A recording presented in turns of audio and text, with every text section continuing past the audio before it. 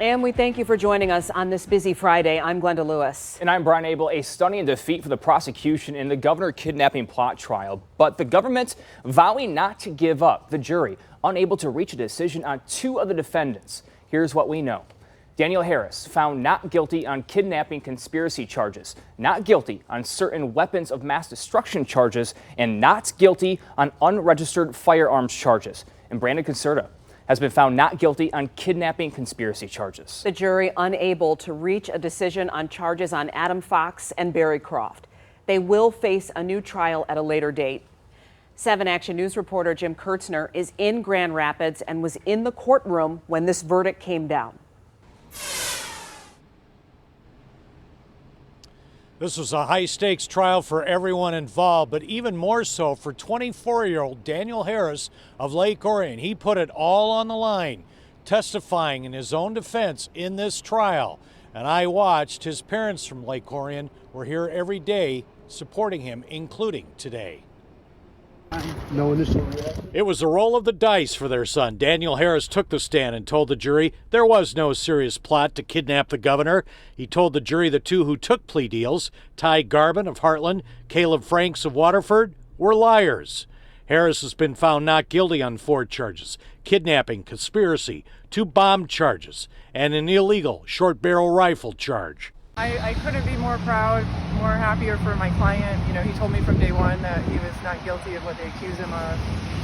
For him to take the stand and do such an incredible job in telling the truth, and the jury believed him. And I'm so happy that they gave him the benefit of that. And it's pretty incredible. He's so happy he's gone with his family. Their win is a stunning defeat for the feds, the FBI, who invested so much in this case 2 years ago, infiltrating the group with undercover agents and informants, making thousands of hours of undercover recordings. Obviously, we're disappointed with the outcome. We thought we had get the jury to convict beyond reasonable doubt based on the evidence we put forward.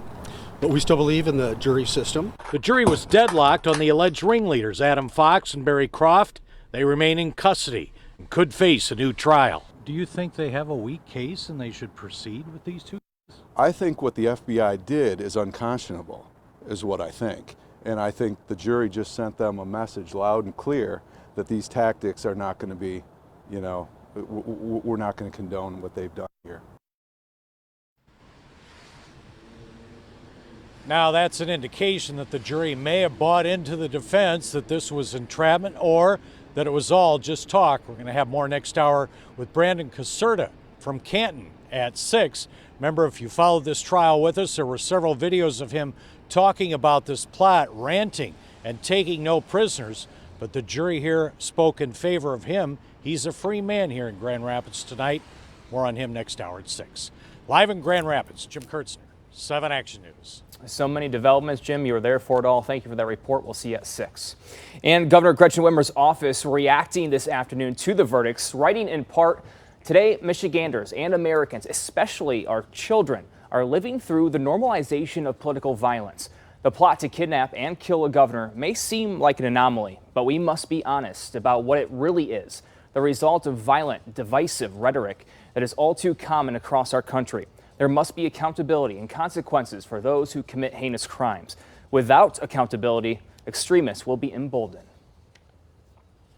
So joining us now to take a closer look at the jury deliberations is former prosecutor and now defense attorney Todd Flood. Todd, we appreciate you being with us, through this trial. First, talk about what you think happened. We know deliberations took some days and, some details about what they were asking for. What do you think happened today?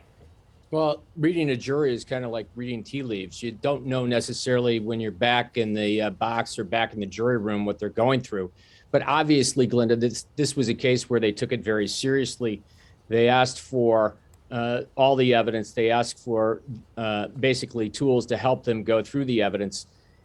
It seems to me, as it relates to the conflict, or basically between the split jury decision, that the defense put up a great defense to get reasonable doubt. They couldn't show all the elements of each piece of the crime. And as it relates to the two that got a hung jury, you probably had a split with regards to, was there a conspiracy or was this all talk? conspiracies aren't usually, in cases that I didn't see too many conspiracies ever put in writing where someone said, hey, let's do this on this particular date.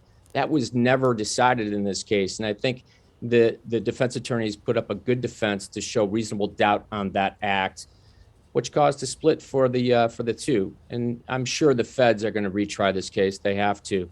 And those two were the major ringleaders on the case as well. Well, and on that page, Todd, I mean, how does the government regroup? I mean, how do you get ready for a new trial for Croft and Fox? Well, normally, as prosecutors, in a rule of thumb, the government's case becomes stronger the second time around.